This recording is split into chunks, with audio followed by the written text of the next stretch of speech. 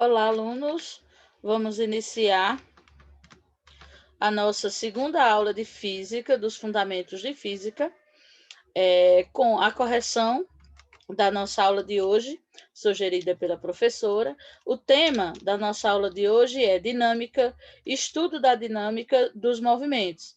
Então, a gente vai focar nesse desenvolvimento, deixando claro que é importante que vocês que não tiveram embasamento adequado para a disciplina de física, que voltem um pouquinho, que revejam esses conceitos iniciais, para que vocês consigam se desenvolver da melhor maneira possível, sem nenhum problema nessa disciplina, ok? Então, na nossa primeira questão, ele diz o seguinte: um filme de ficção científica da década de 1950, uma espaçonave se move no vácuo, no espaço sideral, longe de qualquer planeta. Quando seu motor para de funcionar em virtude disso, a espaçonave diminui de velocidade e fica em repouso.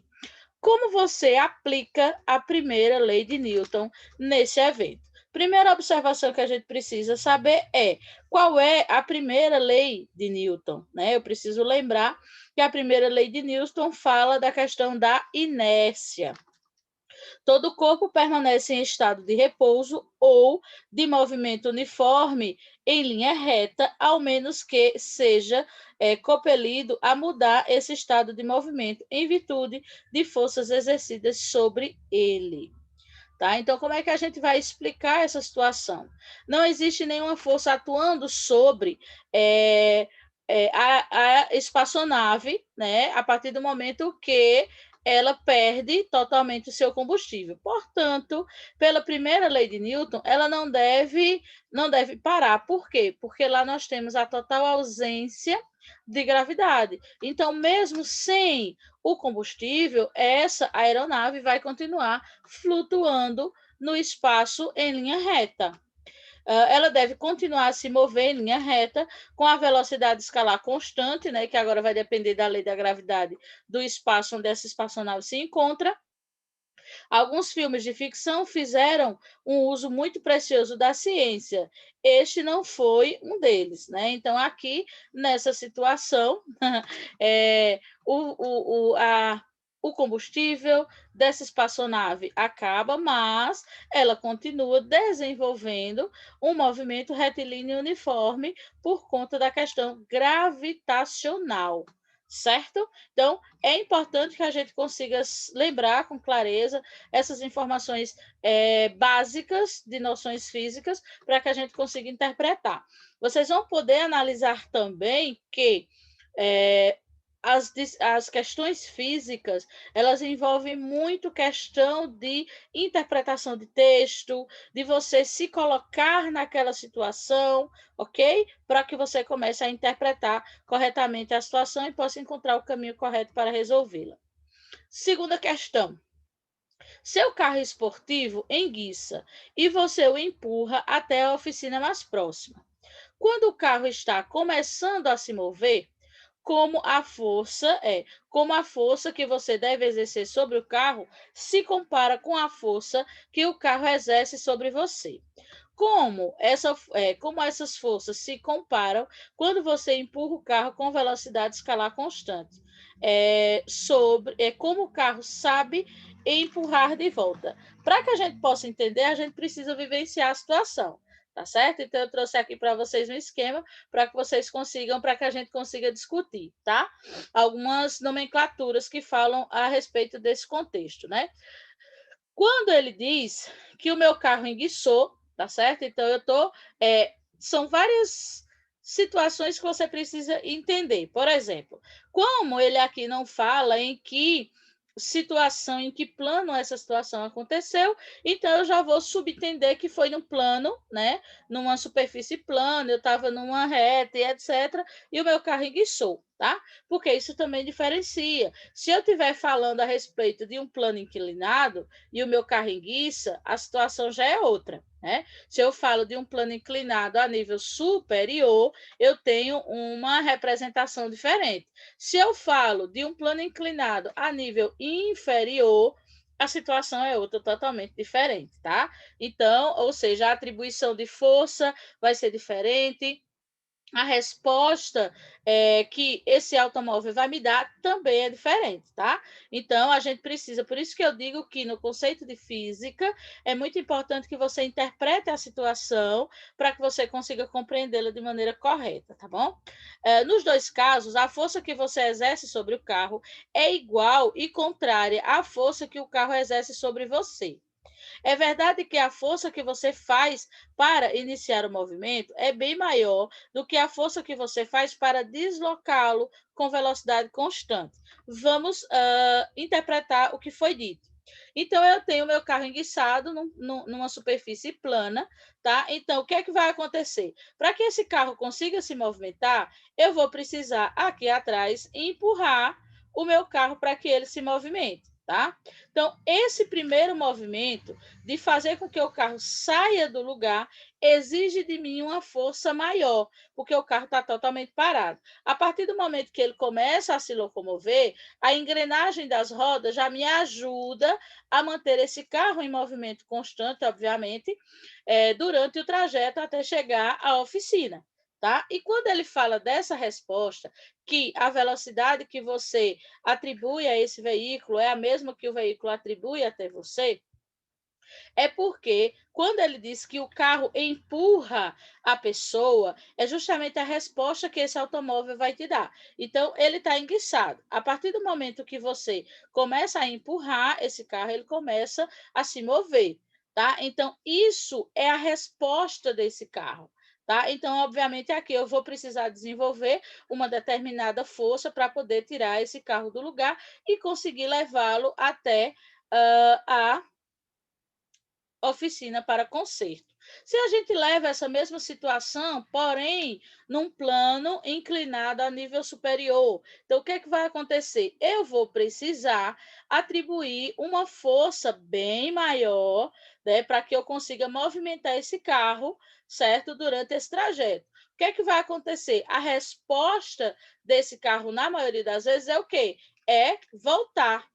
Por quê? Porque o plano inclinado faz com que a resposta que ele me dê seja justamente essa movimentação ao contrário. Então, nessa situação, eu já preciso atribuir uma força maior e a resposta do carro, né, é me empurrar para trás, é ele voltar para trás, tá?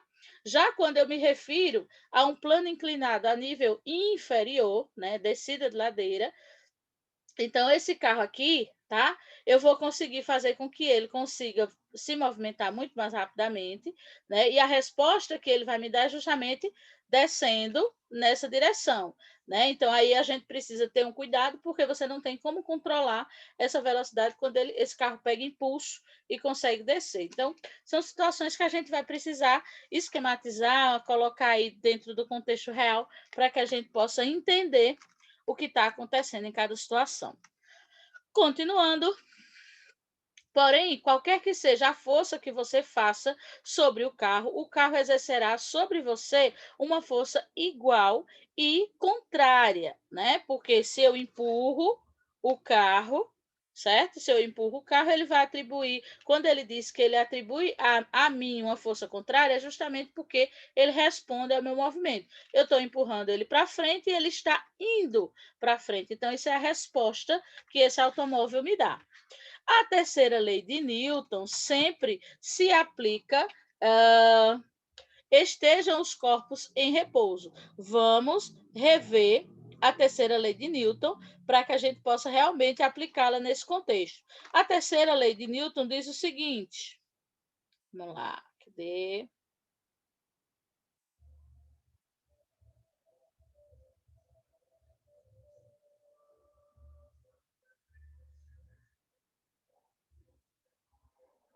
A terceira lei de Newton é a lei de ação e reação, né? Então, é justamente nesse momento, eu empurro o veículo, né? E ele me responde com uma ação de se movimentar.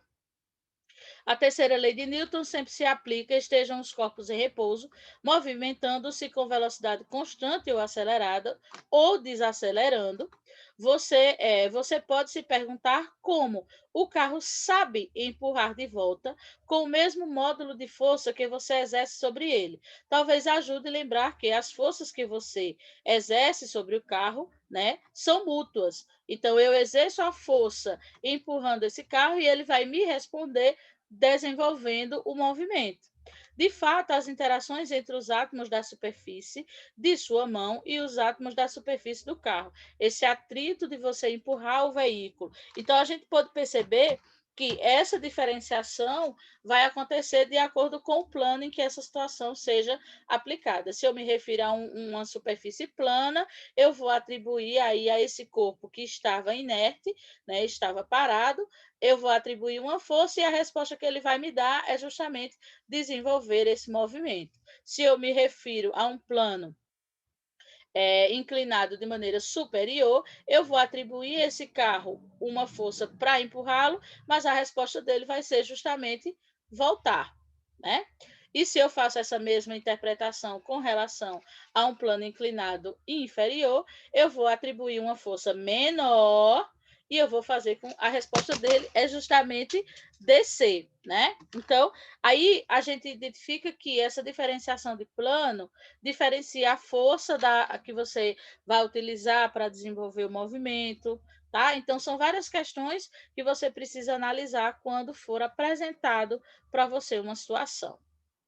As interações são análogas, né? Óbvio. A mola em miniatura os átomos adjacentes e uma mola comprimida entre forças iguais potentes sobre ambas as extremidades. Deixa eu ver aqui, outro aqui, pronto. Fundamentalmente, porém, sabendo que objetos de massas diferentes exercem forças recíprocas, igualmente potentes, porque a experiência nos mostra isso. Nunca se esqueça de que a física não é uma mera coleção de regras e equações. Mais do que isso, trata-se de uma descrição sistemática do mundo natural baseado na experiência e observação. Quando ele faz essa referência à questão de molas comprimidas, né? Então, aqui a gente pode identificar essa representação. Então, faz de conta que isso aqui é uma mola comprimida, ou seja, é o carro no seu estado de repouso. Então, quando eu atribuo a ele uma força, certo? Então, vai haver um deslocamento desse comprimento dessa mola. Esse comprimento vai depender da intensidade de força atribuída a esse carro.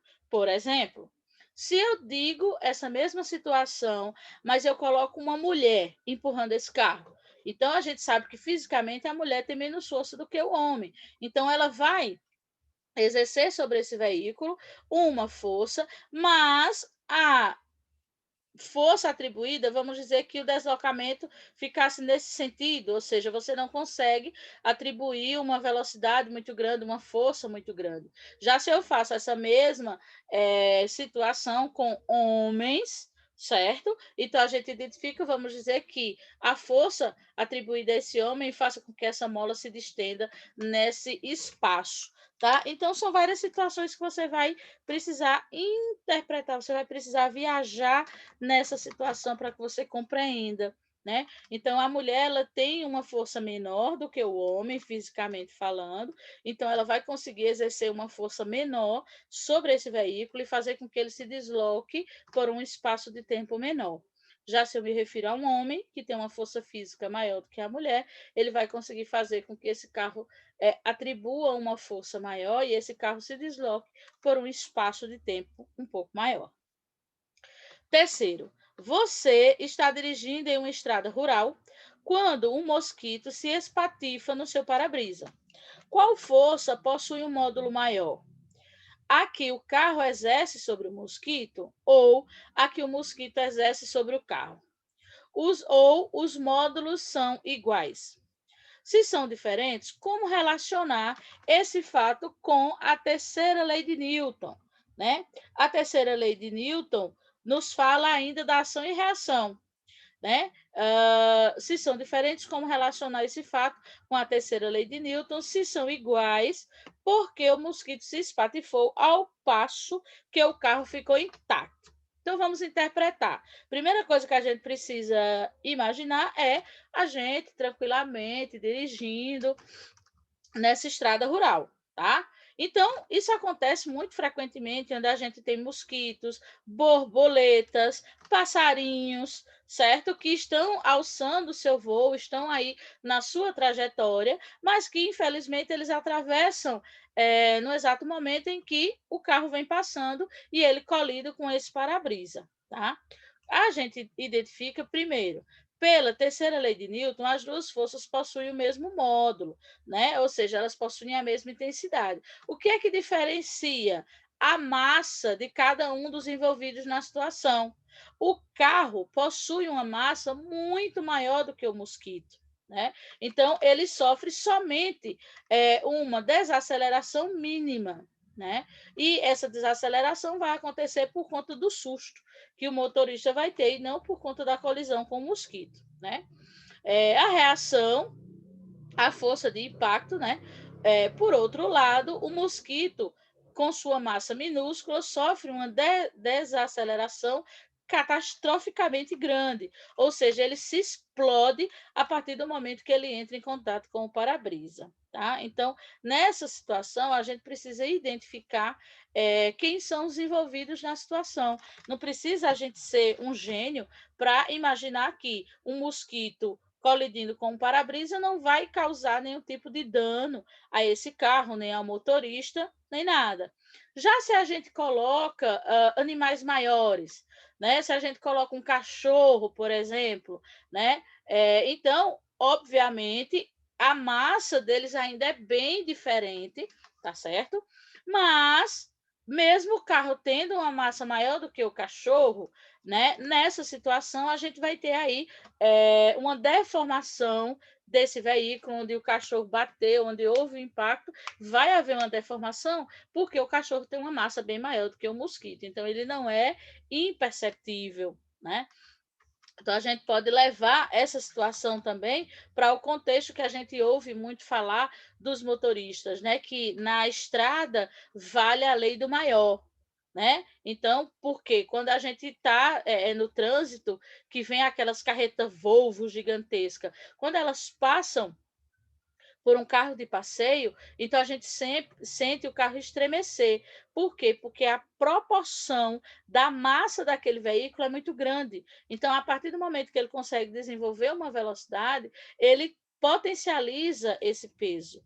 Né? Então, por isso que um carro popular, um carro de passeio, não vai se amostrar a ultrapassar ou fazer nenhum tipo de barbeiragem quando você está aí levando em consideração um carro muito maior, porque a proporção de massa é totalmente diferente, né? Então, se a gente levar aí essa carreta Volvo e um carro de passeio, seria basicamente essa situação que a gente tem. Nessa situação, o carro de passeio seria o mosquito, ou seja, a massa dele é tão mínima que a sequela nesse carro bem maior seria irrisória, né? Então, por isso que a gente precisa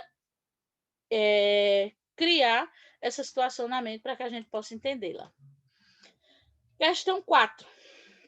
Suponha que um astronauta aterrize em um planeta onde a aceleração da gravidade é de 19,6 metros por segundo. A primeira coisa que a gente precisa lembrar é que a aceleração do nosso planeta é de 9,8 metros por segundo ao quadrado. Então, nesse planeta, a aceleração gravitacional é mais do que o dobro do nosso, certo? Então, veja aí essa situação, tá? Então, no nosso planeta, a gente tem uma aceleração gravitacional de 9,8 metros por segundo ao quadrado, né? E nesse exato planeta, a aceleração é de 19,6. Em comparação com a Terra, caminhar seria mais fácil ou seria mais difícil? Ou é igual? E apanhar uma bola que se move horizontalmente, né? Então, essa bola vai estar no horizonte, tá? Nessa reta, transitando. Será que seria mais fácil? Seria mais difícil a gente pegar esse objeto, né? Considere que a roupa do astronauta é um modelo leve, que não restringe nada os seus movimentos, ou seja, essa roupa não vai atrapalhar ele a fazer nenhum tipo de movimento, tá bom? Então, só é a gente interpretar e pensar um pouquinho. Essa aceleração gravitacional é a ação que nos puxa e faz com que a gente mantenha o nosso pé fixo no solo, beleza? Então, se aqui no nosso planeta a gente tem 9,8 e a gente caminha sem nenhuma dificuldade, né? A atração que puxa o seu corpo para baixo tá normal, a gente anda sem nenhuma dificuldade. Já quando eu falo nesse planeta onde eu tenho aí uma aceleração mais do que o dobro do nosso planeta, então seria essa situação, ou seja, a gente ia ter toda uma dificuldade para levantar o pé do chão para dar um passo, porque a atração seria bem maior. O astronauta faria o dobro de esforço para caminhar, porque seu peso no planeta Terra seria 2 vezes maior, né? Então lá a gente tem uma aceleração gravitacional da Terra de 9,8 metros por segundo, né? E lá nesse espaço, nesse planeta, é de 19,6, certo? Então significa dizer que você ia ter o dobro de peso. Então a dificuldade para você levantar seu pé e caminhar seria muito maior, né? Porque lá você estaria tendo, né, a impressão de que você tem o dobro do seu peso. Então, para você fazer esse movimento que a gente faz tranquilamente aqui no nosso planeta, lá você ia ter toda uma dificuldade para fazer esse movimento, tá? Mas pegaria a bola deslocando-se horizontalmente com a mesma facilidade. Por quê? Porque aí é só você se abaixar. Não precisa que você se movimente para você pegar essa bola, tá? A massa da bola é a mesma que na Terra, ou seja, o peso dela é o mesmo, né? Portanto, a força horizontal a ser exercida pelo astronauta para parar a bola, ou seja, dar a ela a mesma aceleração, seria a mesma que a gente faria aqui na Terra. Então, não existiria diferença. A diferença seria de deslocamento, porque a atração que te puxa para baixo é mais intensa nesse planeta em questão. Quinta questão. A força centrípeta é a força responsável pelo movimento circular.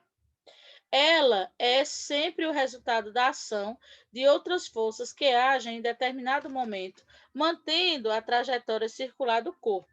Analise as situações abaixo e identifique qual força é responsável pelo movimento circular. Então, nós vamos ter aqui 4 situações onde esse movimento circular acontece e a gente vai ver que tipo de força são atribuídas a cada um desses movimentos. Então, na primeira situação, eu tenho um carro fazendo uma curva com uma velocidade constante. Ou seja, que tipo de força faz com que esse movimento aconteça? Depois a gente tem um menino girando uma pedra presa por uma bola, por uma corda. Eu tenho um motociclista no globo da morte. Eu tenho um satélite artificial em órbita circular ao redor do planeta Terra. Vamos lá?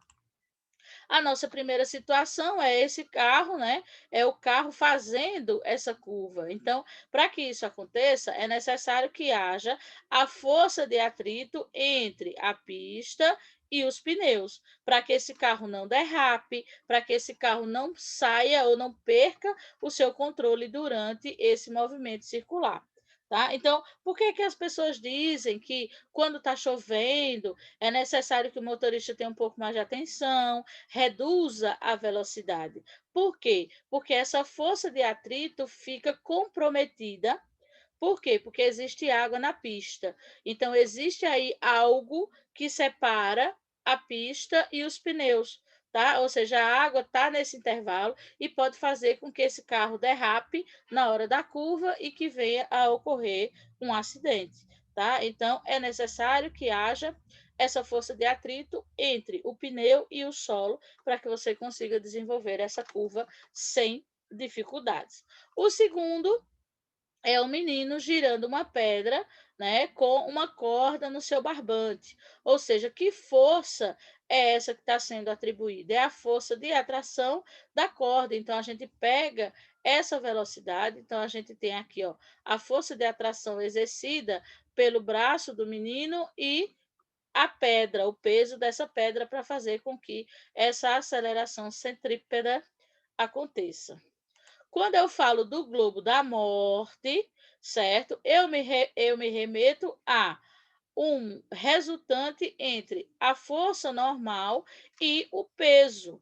Então, a gente vai observando que antes dele conseguir fazer essa circunferência por completo, ele vai pegando impulso. Né? Então, ele vai acelerando o veículo e vai atribuindo a determinada força necessária para que a moto consiga desenvolver esse movimento, carregando não só o peso da moto, como também o peso da pessoa envolvida. Né? Então, ó, vê, são muitos fatores. Se a gente fala essa situação do globo da morte, e eu falo de um motoqueiro que tem 60 quilos e um motoqueiro que tem 90, né? Qual deles vai demorar um pouco mais ou qual deles vai exigir uma força maior no movimento? Obviamente, quanto mais pesado for o motoqueiro, quanto mais pesado for a pessoa, maior será a força exercida para que esse movimento realmente consiga acontecer, tá? E a última é justamente o satélite, né, colocado em órbita. Então, aqui nessa situação, a gente tem uma força gravitacional que faz com que esse satélite consiga se manter em volta, em movimento circular, em volta do nosso planeta. Sexta questão. Imagine que você está flutuando no espaço, longe da sua espaçonave, né, da sua nave espacial.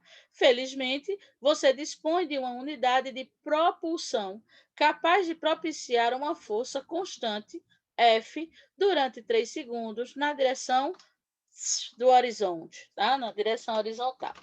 O que a gente identifica? Né?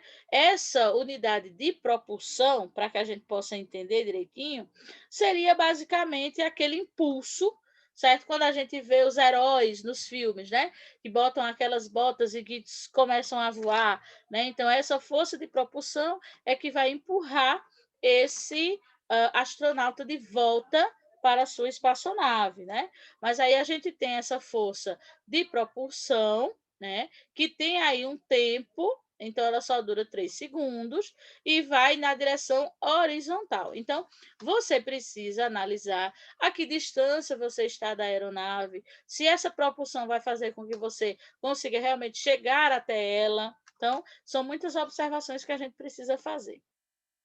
Após 3 segundos de acionamento da unidade, o seu deslocamento foi de 2,25 metros.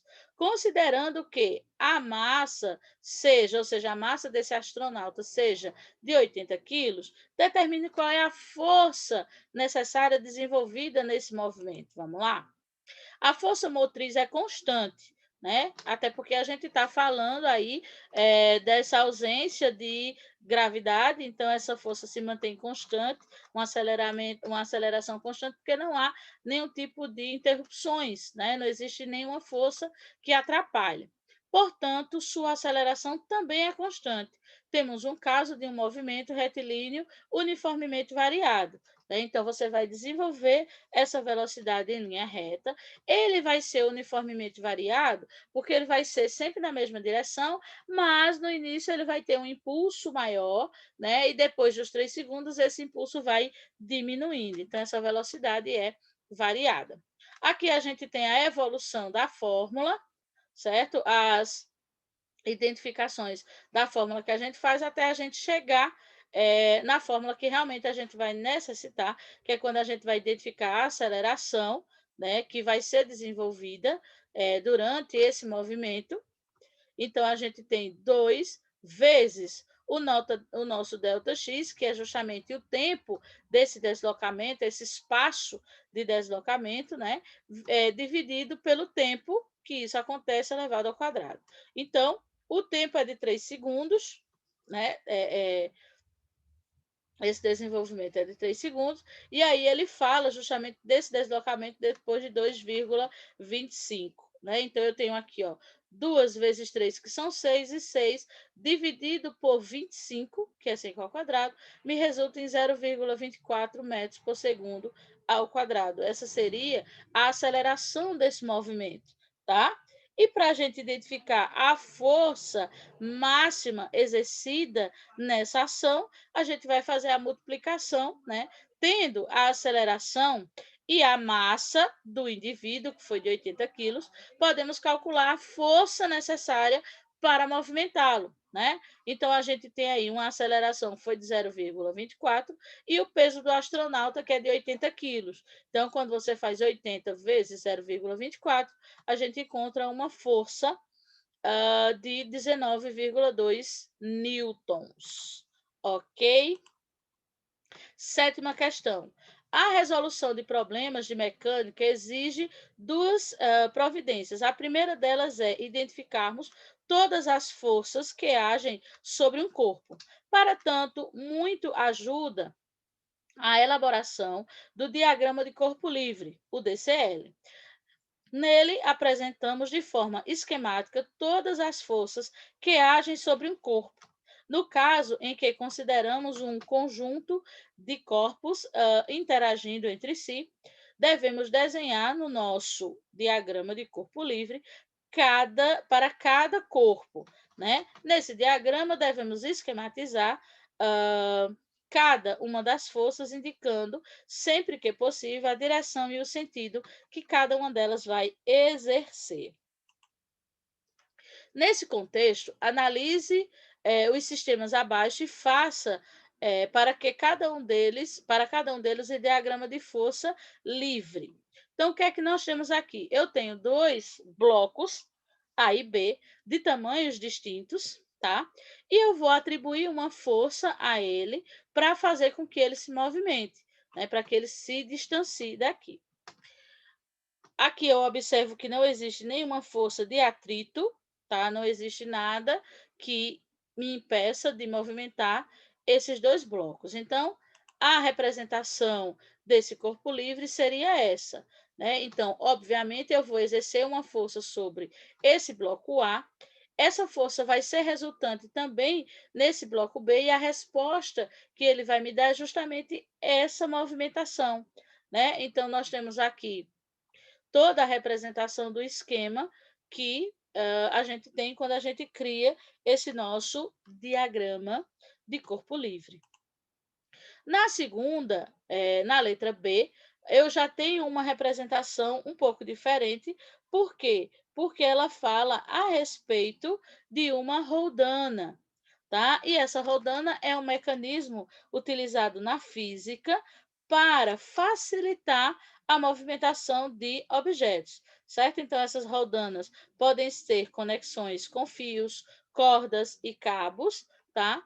Para fazer com que a gente consiga movimentar determinados objetos. Aqui nós temos blocos, tá bom? Então, o que é que vai acontecer? A movimentação desse bloco vai ser justamente a junção de uma força para outra.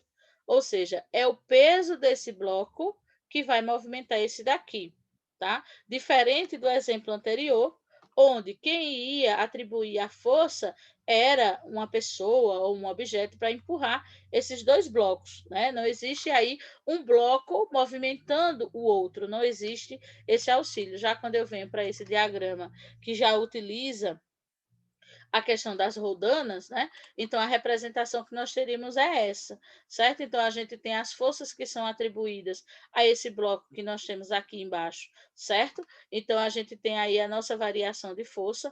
Obviamente, o que é que vai depender para que esse movimento aconteça? Se esse bloco A tiver o mesmo peso que esse bloco B, eu vou precisar ajudar para que esse movimento aconteça.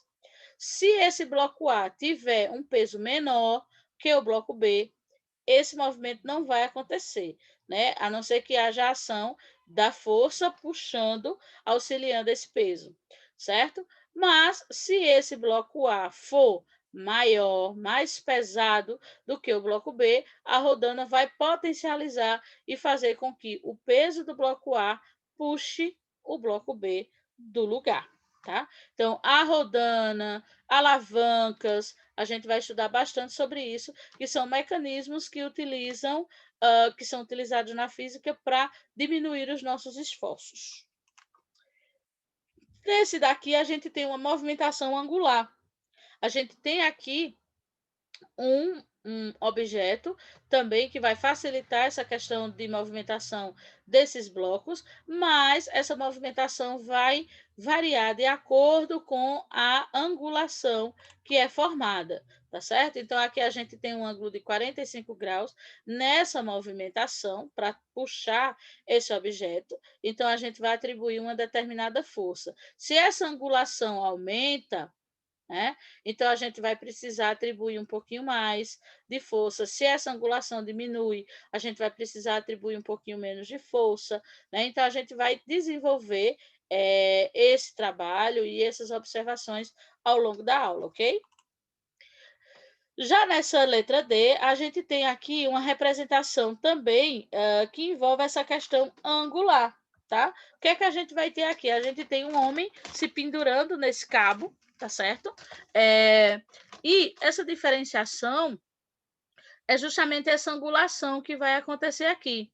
E essa angulação é resultado do peso dessa pessoa, certo? Então, obviamente, se o peso dessa pessoa é menor, se a massa dessa pessoa é menor, essa corda não vai se esticar tanto. Então, a angulação dela diminui. Ou seja, quanto mais pesada for a pessoa em questão na situação, maior é a angulação proporcionada por ela nesse cabo. Então, a representação dela seria essa, certo? Essa representação do corpo livre.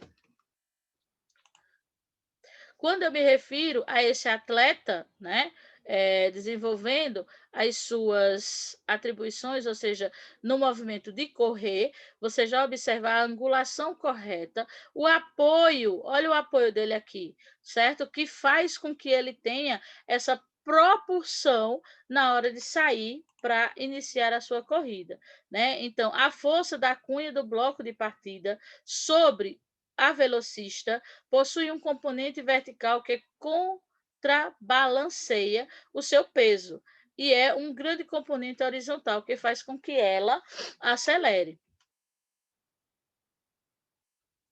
Uma velocista ganha uma grande aceleração para frente quando ela começa uma competição pressionando-se para trás a cunha do bloco de partida, que é esse aqui. O bloco exerce sobre ela uma grande força de reação normal. Essa força deve possuir uma grande competente horizontal que acelera a velocista e uma componente vertical menor. Caso essa componente vertical seja igual ao módulo do seu peso, a componente da força resultante na vertical é nula e não existe aceleração ao longo dessa vertical. Então, a gente precisa observar várias questões para identificar qual é a força resultante nesse movimento, certo? A questão da massa desse atleta, a propulsão aplicada a ele nesse movimento. Então, são várias situações que você precisa dessas informações para que você consiga entender a situação que foi apresentada. Na letra F, a gente tem a questão do atleta, né? Atribuindo ao seu corpo um impulso para que ele consiga pular e acertar a bola na cesta, né? Então, nosso esquema, né, de corpo livre seria dessa forma, porque aqui a gente tem a força, né? Esse jogador é um objeto um objeto em queda livre. Por quê? Porque ele fez o impulso para cima, mas obviamente ele vai tender ao solo novamente. Já esse outro atleta que se encontra aqui, ele pode exercer tanto uma força para cima para tentar chegar perto da bola, como permanecer onde ele está. Para pular, um jogador de basquete empurra os pés contra o solo, aumentando a força de reação do solo, em que o empurra para cima. Então, a gente impulsiona o solo para que a gente possa subir e dar um salto. Um jogador de basquete pula empurrando seu pé contra o solo. A força que atua sobre ele são o seu peso e a aceleração do solo, que o empurra para cima. Quando o jogador está no ar, a única força que atua sobre ele é o seu peso, né? Sua aceleração e de cima para baixo, mesmo quando ele está subindo, seu adversário está submetido ao seu próprio peso e à força normal exercida sobre ele pelo solo. O que é que isso quer dizer? Quando a gente impulsiona, que a gente salta, né? Quando a gente está no ar, a única coisa que a gente tem no ar é o nosso peso. E esse peso vai nos puxar de volta para baixo, certo? Já nesse outro jogador, eu posso exercer tanto uma propulsão para me levar para cima ou me manter sobre o solo. Tá? Então, por isso que a gente fala justamente da clareza de cada situação interpretada para que a gente possa entendê-la de maneira coerente. Vamos ver essa. Aqui nós temos um mergulhador. Então, a gente sabe que a questão da gravidade, quando a gente está no fundo do mar, é uma questão já bem diferente para ser analisada. Movimenta-se os pés. Movimentar os pés faz com que a água exerça uma força de reação, impulsionando a gente para frente. Né? Então, a gente mexe os pés embaixo da água e isso faz com que a água nos empurre para frente. A água exerce uma força que empurra e contrabalanceia o peso dela. Né? Outra questão que a gente identifica também, né? Quando a gente está embaixo d'água, o peso de cada corpo se diferencia. Né? Então, não existe muito essa questão. A gente tem um peso totalmente diferente dentro d'água e fora dela. Então, isso faz com que a situação precise ser analisada sobre uma outra ótica. A propulsão é contrabalanceada pelas forças de arraste exercida pela água sobre a mergulhadora em movimento. Quando suspenso na água, o corpo de uma pessoa exerce uma força de impulso para baixo, para cima. Essa força é equilibrada pelo peso da mergulhadora. Nessas circunstâncias, o movimento da mergulhadora depende da força da água sobre ela, devido às correntes da água, e a reação da força que a mergulhadora exerce sobre a água e os movimentos de suas pernas e dos seus braços. Vamos traduzir isso aqui, né? Então, a gente já identificou que quando a gente está em contato com a água, o nosso peso muda, né? A nossa massa muda.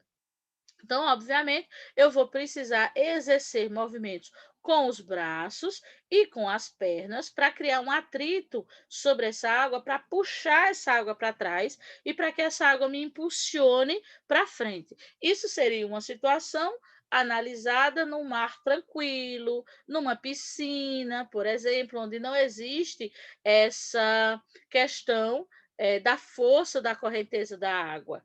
Né? Então, você estaria ali naquela situação fazendo só um atrito e um movimento com uma água parada, então você consegue atribuir aí essa força e essa água te responde te lançando para frente. Mas se você faz essa mesma situação no mar, um mar que esteja agitado, que esteja com uma correnteza mais intensa, então isso vai exigir de você uma força maior. Por quê? Porque a correnteza, vamos dizer que você está indo nessa direção e a correnteza está vindo nesse sentido. O que vai acontecer? A correnteza vai te puxar para trás. Tá? E aí você vai precisar exercer um pouco mais de força para tentar ir para frente, tá? E dependendo da intensidade da correnteza e do peso desse mergulhador, a correnteza vence você, tá? Então, assim, essa questão física é muito interessante porque você precisa analisar os vários contextos que são apresentados no problema. Oitava questão. Um barco projetado para deslizar no gelo está em repouso, está parado lá no canto dele, sobre uma superfície horizontal, sem nenhum tipo de atrito. Então, ele está aqui, ó, desliza, que é uma beleza. Sopra um vento ao longo da direção dos apoios do gelo, de modo que 0,4 segundos após a partida, o barco atinja uma velocidade de 0,6 metros por segundo. Qual é a força horizontal constante que o vento exerce sobre esse barco? a massa total do barco mais a massa do velejador é igual a 200 quilos. Suponha que o vento exerça uma força constante, ou seja, esse vento está na mesma velocidade, ou seja, não é um vento mais forte, depois um mais fraco. Não, o vento permanece constante numa mesma velocidade. Veja as informações que a gente precisa ter.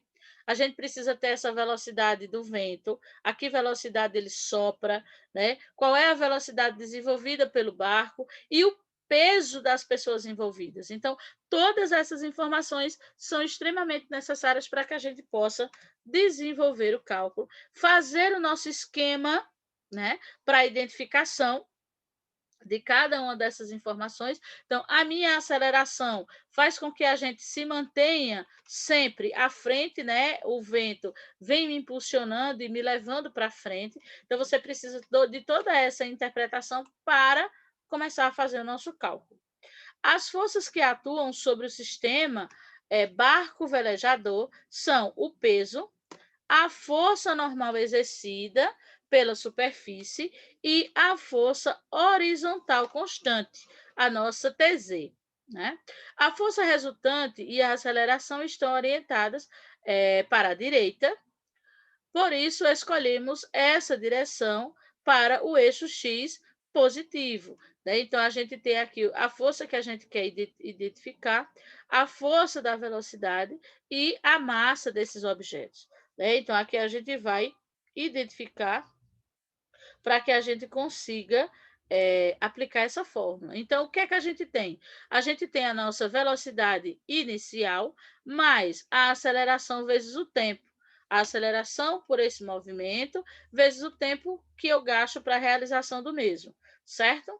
Então, se eu vou trabalhar com a questão da aceleração, eu tenho o velocidade final menos a velocidade inicial dividido por t. Então, essas são fórmulas das noções primitivas da física, beleza? Então, por isso que se a gente não tem todas essas informações, a gente precisa buscá-las, tá bom? Então, seguindo essa ótica, a gente tem a velocidade final desenvolvida pelo barco, que foi de 0,6.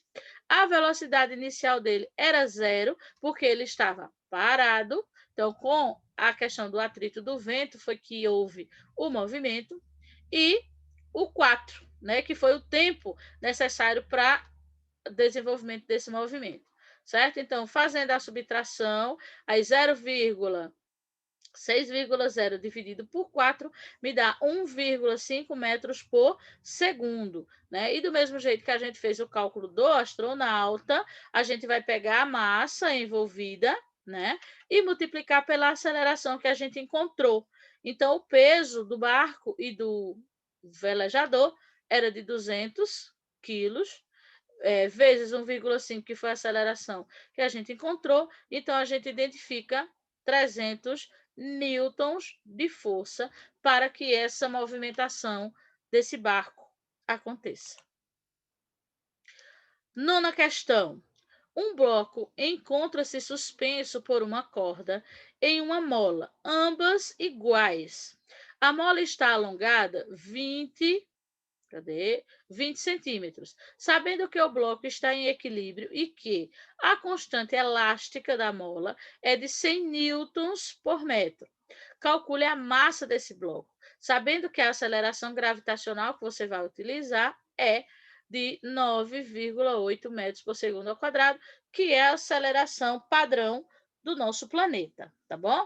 Então, aqui a gente vai fazer as devidas identificações das atribuições e direcionamentos da força, tá? Então, esse seria o nosso diagrama de corpo livre com relação a essa situação que nos foi apresentada. E aqui a gente começa a calcular. O bloco está em equilíbrio, né? Nós temos aí uma força resultante igual a zero.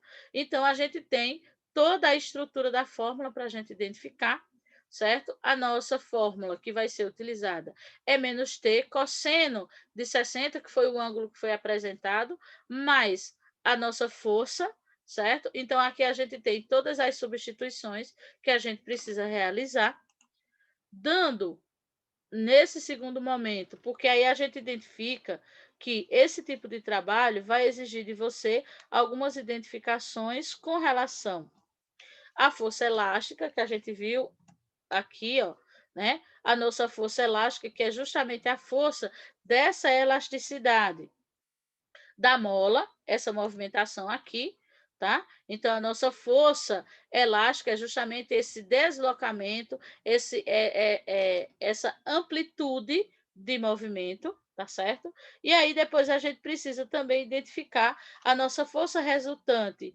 X, a nossa força resultante Y e a nossa força resultante Z, tá? Então, aqui a gente começa fazendo a identificação. Quando a gente for para a nossa força resultante Y, a gente vai ter T seno de 60 menos o peso, que é igual a zero. Né? Então, a gente tem aqui ó, essa substituição, né? Essa realocação. Esse P era negativo, vem aqui para frente, fica positivo. Aí a gente vai ter T seno de 60 dividido pela a massa, né? Pela grama, pelas massas que são atribuídas. Substituindo a expressão encontrada para T, nós teríamos todas essas substituições para fazer, e depois dessas identificações, a gente iria fazer as substituições dos pesos e das informações que foram dadas para que a gente consiga chegar a 3,5 quilos. 10ª questão. Duas crianças sentadas em um trenó em repouso sobre a neve, ou seja, esse trenó está parado sobre a neve, podem para você puxá-las, pedem para você puxá-las. Para atender as crianças, você se vê obrigado a puxar a corda do trenó, que faz um ângulo de 40 graus com a horizontal. As duas crianças têm uma massa combinada de 45 quilos e a massa do trenó é de mais 5. Então, aí a gente já tem um peso de 50, né? Os coeficientes de atrito elástico e dinâmico são iguais, respectivamente 0,2, que é o estático, e 0,15, que é o dinâmico. Determine a força de atrito exercida pela neve sobre o trenó e a aceleração das crianças e do trenó a partir do repouso, se a atração da corda for de 12 de 100 newtons e de 140. Então, a gente vai fazer um cálculo para cada uma dessa força de tração da corda. Inicialmente, precisa-se saber se a força de atrito é estática ou dinâmica. Para isso, determina-se a força de tração máxima da corda sem que o trenó deslize. Diagrama de corpo livre do problema. Né? Então, essa seria o diagrama de corpo livre dessa situação que nos foi apresentada. E a partir daí, desse diagrama de corpo livre, é que a gente começa o nosso caminhar. Né? Então, a gente vai ter a nossa força Y, a nossa força X, né? A gente tem aqui as respectivas fórmulas de cada uma delas, e aí a gente vai fazendo as substituições que são necessárias de acordo com as informações que nos foram apresentadas no problema. Chegando a esse ponto, ok? Onde a gente faz as devidas substituições das informações que nos foram apresentadas, ok? Então, eu tenho 0,2 vezes 50 vezes 9,8, que é a aceleração gravitacional que nós temos no nosso planeta. Eu tenho cosseno de 40 mais 0,2 seno também de 40. E, fazendo as multiplicações, a gente acha 98 dividido por 0,89, tá? Me dando, né, 110,1 newtons de força, né? Então, nessa primeira, onde seria 100 newtons, a gente tem que o nosso T é menor, não é isso? É menor do que 110, logo o trenó não está deslizando.